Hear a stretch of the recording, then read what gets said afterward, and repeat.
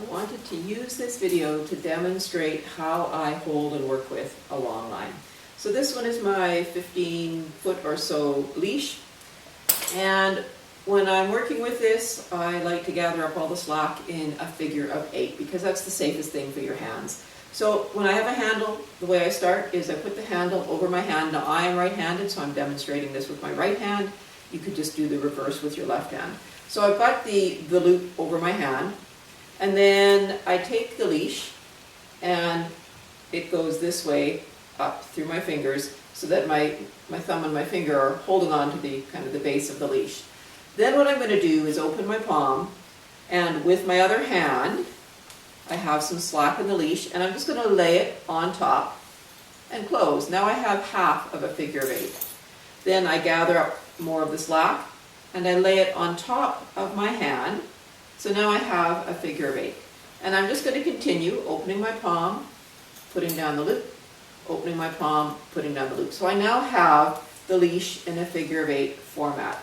So when my dog moves forward with the long line, it just drops out of my hand, which is nice, and if worse came to worse, it would just fall off my hand as well. So you want to practice just gathering up the slack and then letting it out until you're really comfortable with that movement.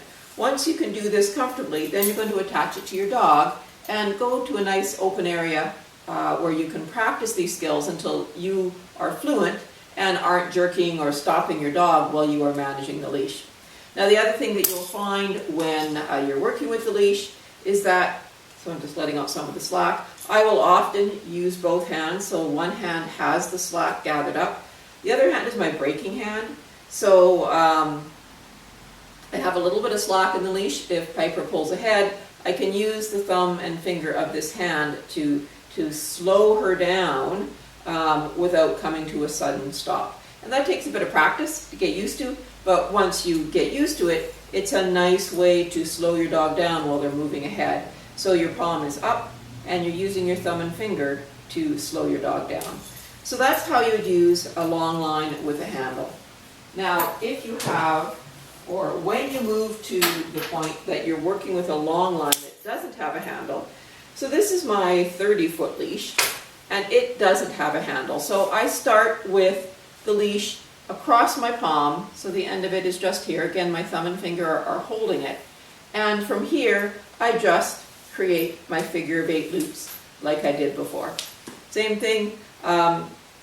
Sometimes I have the leash this way, sometimes this way. You'll just have to experiment with what's comfortable for you, but this is a really nice way, again, as I mentioned, to provide a little bit of break if you're picking up this longer leash and working with your dog.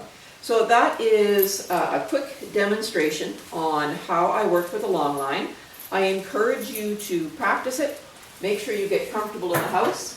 Try it if you have a yard, in your yard with your dog sniffing around, and then, as I mentioned, take it to a nice open-aired space where there's not a lot of dogs and not a lot of people, so you and your dog can get comfortable working with your long line.